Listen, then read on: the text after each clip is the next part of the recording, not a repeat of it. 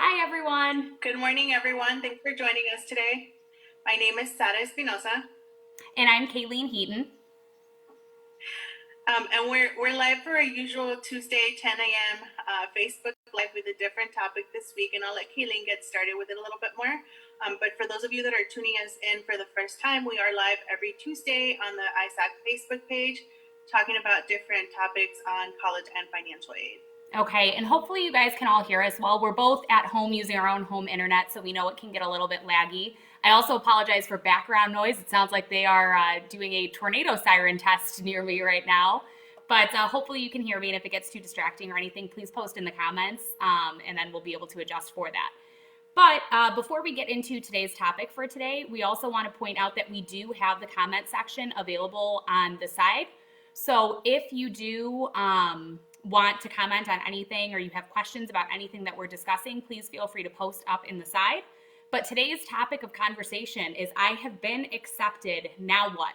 So we're going to be focusing on once you have received that acceptance letter and once you've decided, okay, we're going to, this is the school that I'm going to commit to, this is the school I'm going to be going to, what are the next steps? Because some people kind of have the misconception that, once you get that acceptance letter, you're good to go and you're ready to start in the fall. But there are actually some steps that you need to take into account.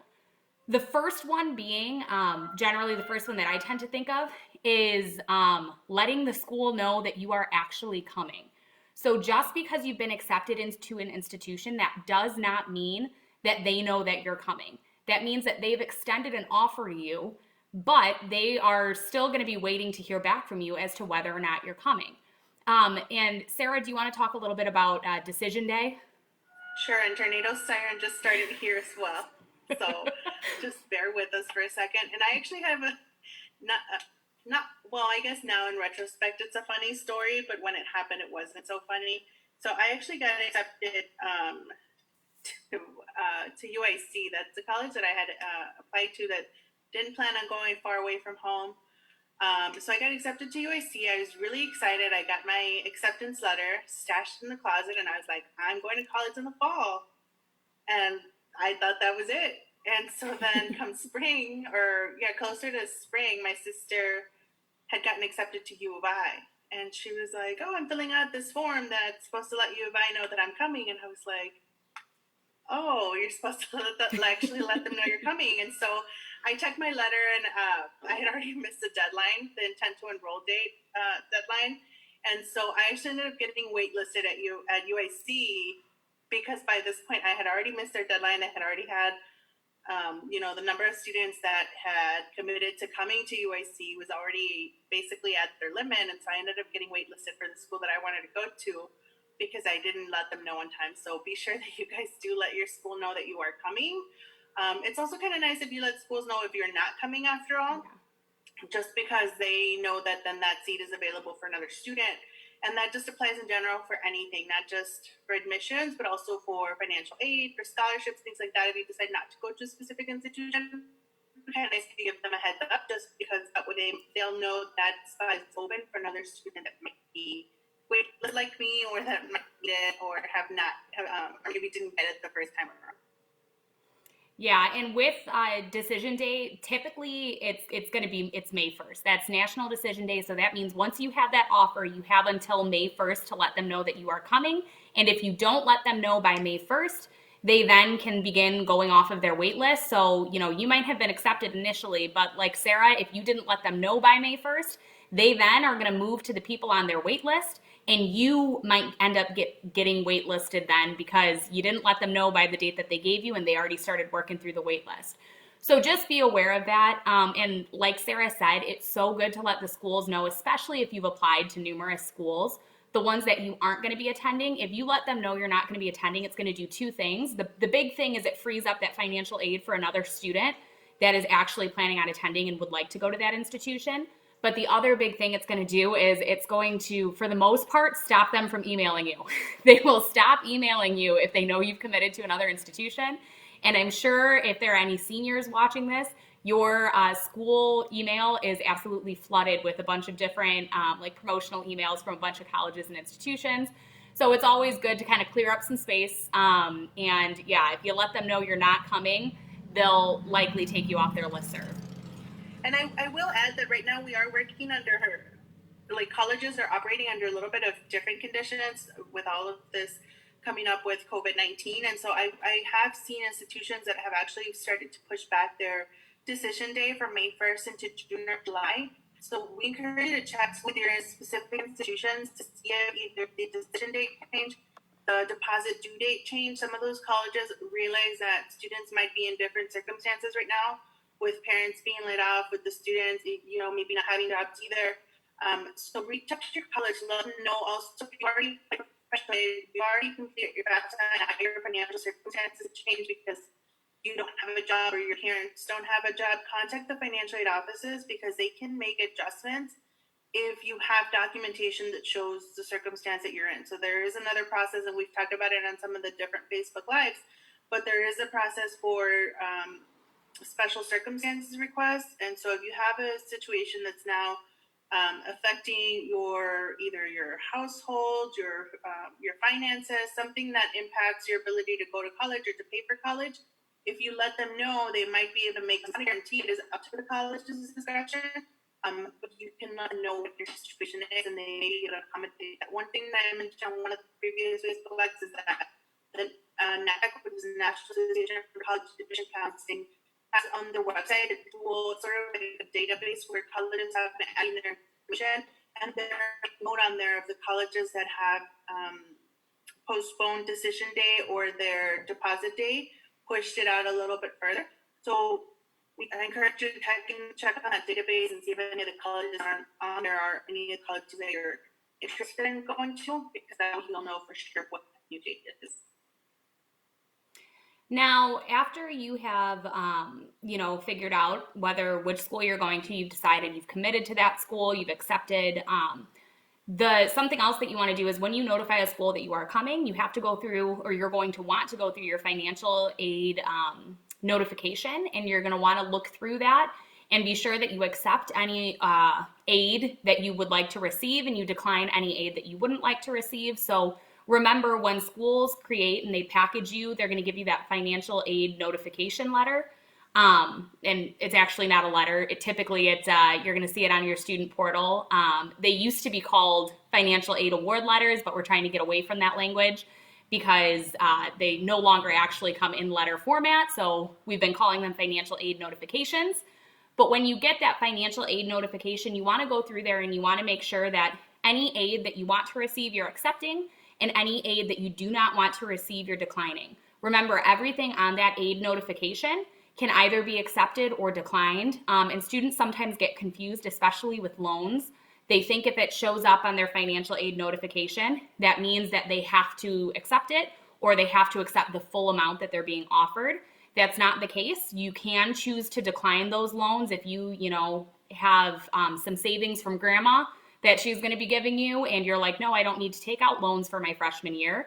Then be sure you're declining those. You don't want to be taking out loans unless you're actually going to need them. But additionally, if you're like, I don't need the full $5,500 worth of the unsubsidized loan that I'm being offered, but I do need about $3,000 to cover my school expenses, you are able to accept a lower amount. So $5,500 or whatever the maximum amount is going to appear on your award letter. But if you don't need that full amount, you need a smaller amount, let your financial aid office know, because you can accept a smaller amount and you shouldn't be taking out more loans than you need to actually pay for your educational expenses. With student loans too, it's important to note that if this is your first time borrowing, you'll have to complete something called entrance counseling, which it's basically a way for you to learn about what student loans are and learning a little bit more about the loans that you'll be taking out. You specifically have to complete this if your loans are from the Department of Education. That is a requirement. If you're taking them out from a private lender, it might depend what they have in place, but that might not necessarily be a requirement that they have in place. But if you are borrowing for the first time from the Department of Ed, you do have to complete entrance counseling as well as something called the Master Promissory Note. Now, all of this tends to be electronic now, so you'll likely just complete something online for the entrance counseling. It's sort of like a little online, not quiz, but just sort of like a little walkthrough presentation. And then you'll complete something called a Master Promissory Note, which is just a legal agreement in which you're saying that you agree to not only use this money for college, but that you agree that you'll repay this money once you separate from your institution. And that's extremely important because if you do not complete that entrance counseling or sign the master promissory note, your loans will not be dispersed. Even if you've accepted them on your financial aid notification, you have to complete that if you're going to take out loans from the Department of Education. So that is crucial. Another thing that you want to think about once you have been, once you've committed and you've accepted and you've decided which institution you're going to be going to, you got to think about housing. So for me, this was not something that I had to really think too much about for my freshman and sophomore year because I attended a community college. So I knew that I was going to be living at home and I was going to be commuting to school. However, if you are attending a university where they have the option of living on campus, you're going to have to decide whether or not you're going to live on campus. There are certain schools, once I went for my bachelor's degree, so after I got my associate's degree at community college, I transferred to a 4-year university, but that 4-year university was only 30 minutes from my house. So for my junior year, I commuted. I didn't live on campus at all. I commuted from my parents' house to the college, and then it was my senior year I decided to live off campus. But you need to think about housing, especially if you're going to be attending an institution where you know that you have to live on campus. There are certain institutions that have a requirement where they say all freshmen have to live on campus. That's you just have to. In that case, it's considered a direct expense. It's something that if you want to attend that institution as a freshman, you're going to have to be living in the dorms. So you need to make sure you figure out housing, and a lot of times the schools require a housing deposit, and they will have a deadline on when that housing deposit is due. And if you do not provide that housing deposit, you're going to be in a tough spot because remember, housing is a lot of times to have kind of your choice of housing and to have better options, you have to get in early with it. And if you wait too long, you might run into the situation where you're at risk of losing housing, where they might say, hey, we have no more on-campus housing available. Sarah, did you, with your experience, did you live on campus at all? Yeah. You did? Yeah, I lived in the dorms. I think I was in college for 5 years. I think I lived in the dorms maybe 3 of the 5 years. But with that too, with the housing deposit, one thing that I learned when working with students is that, so I didn't learn this from my own experience, but often colleges are flexible with the housing deposit. So if you don't have the money up front, if you contact the institution, sometimes they might be able to just add that to your student account so that when you get your student bill or your financial aid is dispersed into your account, it's automatically paid. But really, for a lot of these things, you have to be your own advocate. Often, once you get into college, once you're talking to the admissions office or the financial aid office, they have to talk directly to the student. So your parents can't call on your behalf. They can't ask for information about you. When you get to college, a lot of this, you have to authorize your parents to have access to that information, even things like your grades, your student account, anything like that. So if you do have questions about that, we encourage you to contact the admissions office or the financial aid office for anything that you need. With the housing deposit, I will say, again, it's up to the institution, but that's just something that I learned when working with students who maybe didn't have that and they knew for sure that they wanted to go there, but they just couldn't front the money for that deposit. Contact the institution, see if there's any flexibility with that. And then two, if you're planning on living in the dorms, the sooner you're committed to housing, you'll have like a better pick of the dorms that you'll want. I know the first year that I went to college, I was stuck in the dorms that didn't have AC, so that was very fun in the fall and the summer. So you'll have a better pick of the not just the dorms, but also the roommates. So if you have a roommate preference, you get to pick your roommate the sooner you submit that form. If you wait a little bit longer, you might just end up getting paired with somebody else who didn't select your roommate. So if you do have those preferences, be sure to turn that stuff in early. And getting back to the roommates, the nice thing with picking a roommate is a lot of schools, like once you submit that deposit, they have Facebook groups and they have different groups. I know a lot of students don't use Facebook now, so I know they have, but they have different ways so that you can actually like meet and get to know, potential people that you could room with before you agree to room with somebody. So that can be really helpful just because it gives you kind of, more of a glimpse of the person than if you are to just completely go random selection. At that point, you have absolutely no idea who that roommate is going to be. But I know the nice thing about it, though, is if you do have the chance to kind of vet your roommate a little bit, it's nice because then you can talk to them, too, over the summer, and you can coordinate with who's bringing what. Especially because, for a freshman year, that tends to be the first year that you're buying all of those things so that you can live, outside of your home. So you might be looking into, purchasing a microwave, if you're getting a TV, if you don't have a laptop already, getting a laptop. But there are some expenses where if you have a roommate, you can share those things. So, you might talk with your roommate and they say, okay, I'll get the TV, then you can get, the microwave and the hot plate or whatever else. So that can be a good way too to save expenses. If you, the sooner, you know who your roommate is, the sooner that you can coordinate and see, okay, what are things that we both need to buy individually and what are things that maybe we can buy jointly because we don't need two of them in the room. So outside of the figuring out housing, another big thing that you're going to want to figure out is whether or not you need to take placement testing.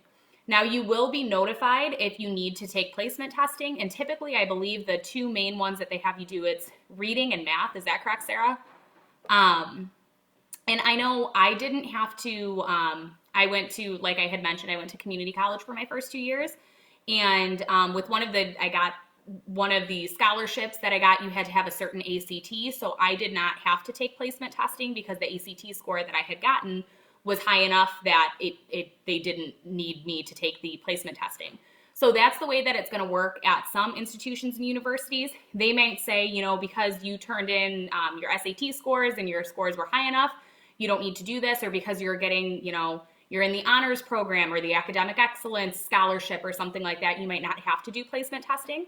But a lot of students do have to do placement testing. And with placement testing, it is important that it's not something that you want to overly stress yourself out about, but it is something that you should take seriously, because depending on the results of your placement testing, it's going to determine whether or not you're able to start right in the credit-bearing math class or whether or not you'll need to take remedial math or remedial English classes, which are, with the remedial classes in the college level, you really want to avoid them at all costs, because you do not get college credit for them. So it's essentially like you're paying to take a high school class. So that's why it's super important with placement testing that, don't go out really late the night before and then show up to placement testing and expect everything's going to be great. Prepare for it. And it's especially helpful too if you are a senior or if you're a junior that is going to be a senior in the upcoming school year.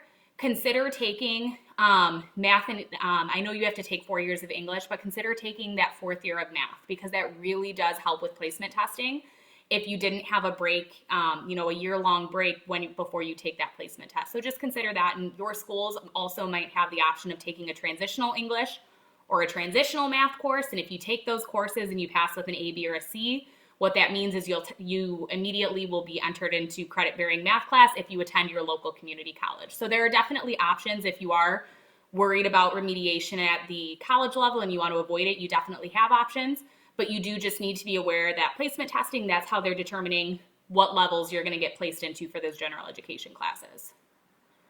I would encourage students who've already been admitted somewhere, but are still trying to figure out if that's the school they want to go to. Very often colleges will have admitted student days so that you can come on campus, learn a little bit more before you commit to the institution. And sometimes those things like placement test information, housing deposit information is shared at those. So they talk about, when those are due and what you need to complete in order to secure some of that stuff.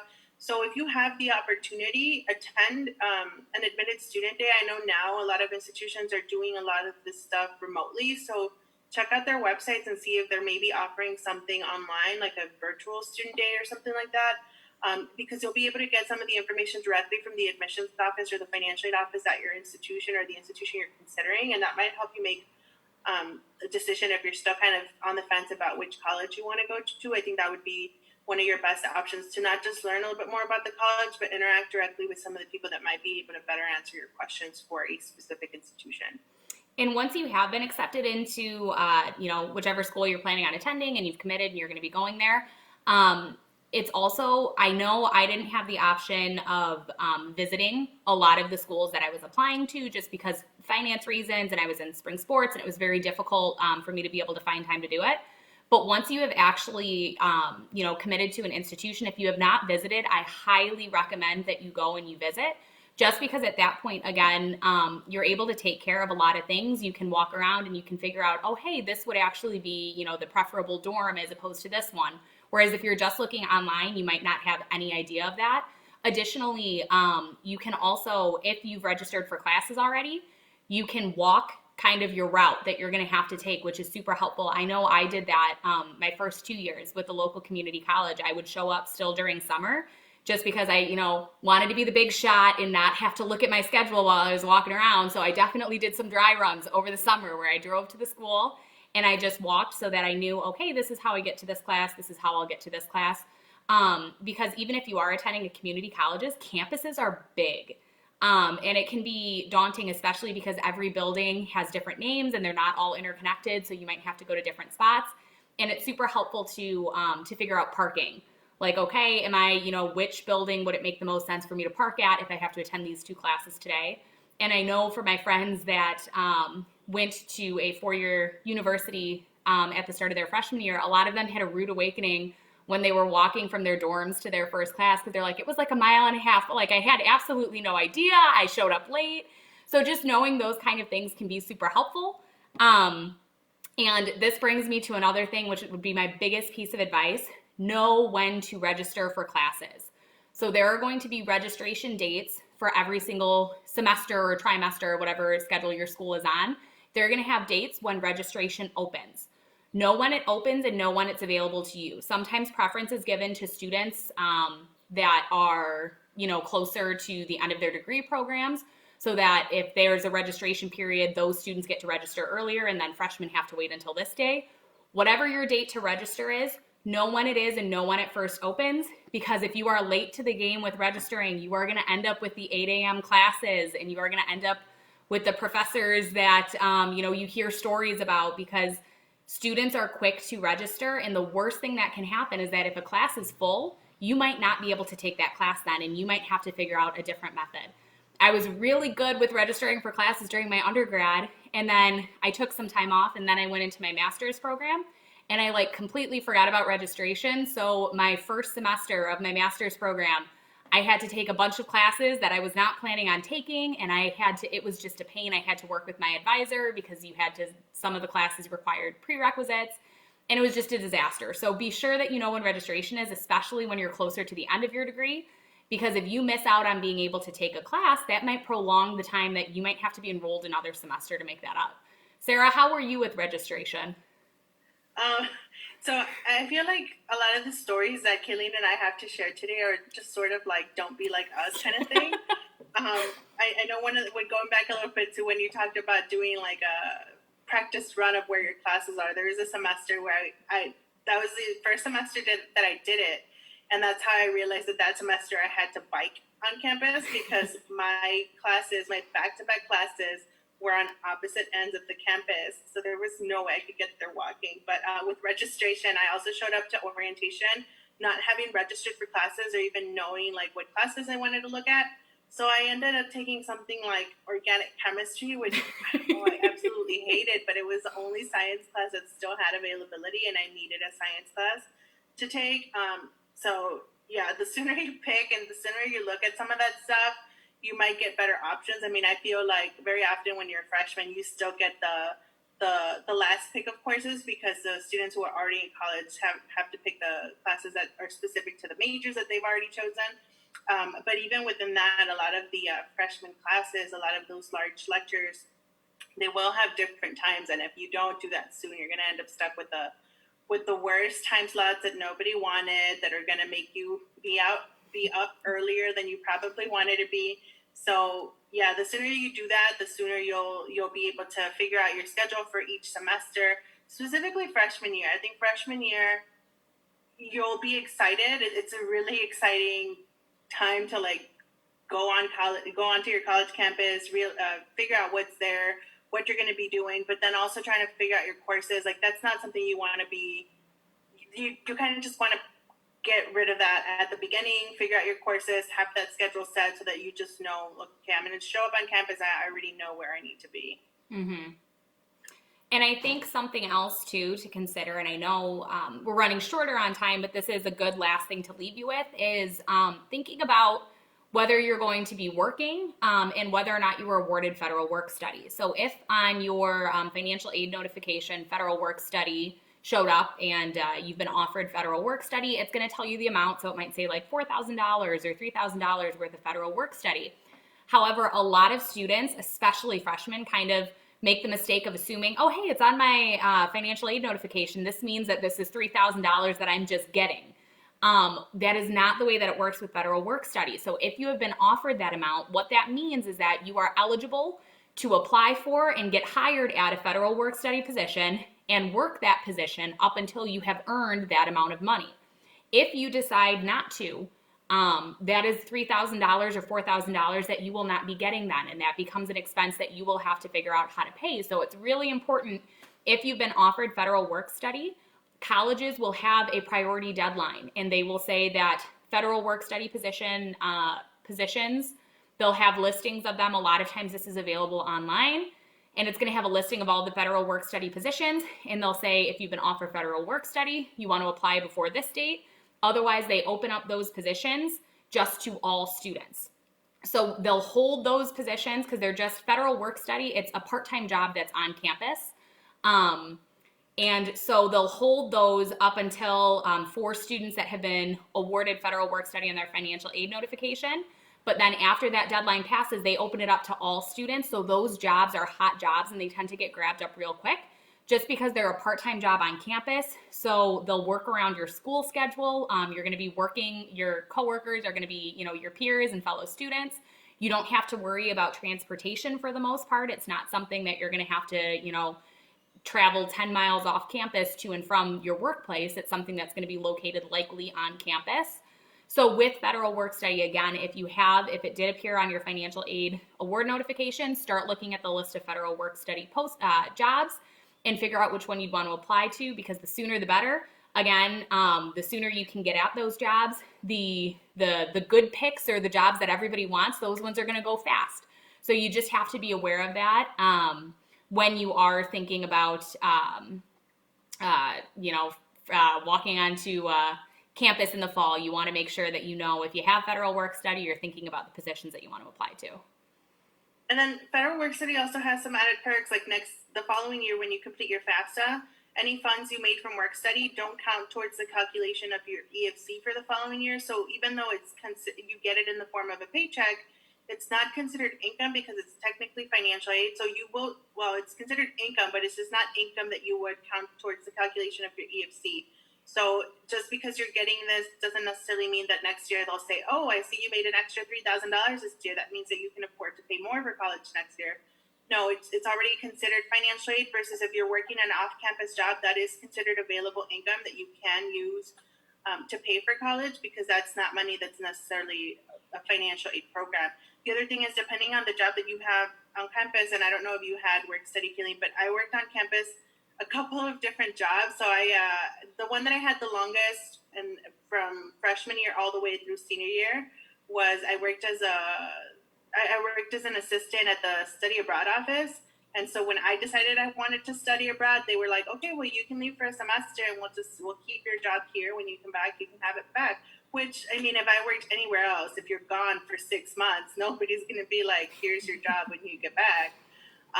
So that was a nice thing. I mean, and some of the other jobs on campus had some nice perks to them. So I also worked as what's called a peer computing consultant. So I worked in it's just a big name for working in the computer labs in the dorms. IT. So I got free printing. So all of my assignments, all of my schoolwork that I needed to print, I got to print it for free. So look for some of those jobs too that have some added perks or something that you can also benefit from, in addition to obviously just the paycheck. Sometimes you might either get free food, free housing, free something else that's added on top of the money that you're receiving. Yeah, I was offered federal work study, but I declined it because I had been working ever since I was 15 with a worker's permit at this ice cream shop. And I absolutely, I loved my job. I was like, oh, this is great. I'll just continue it through college. And it really, for me, working through community college, it was fine because it was in the town where I was living.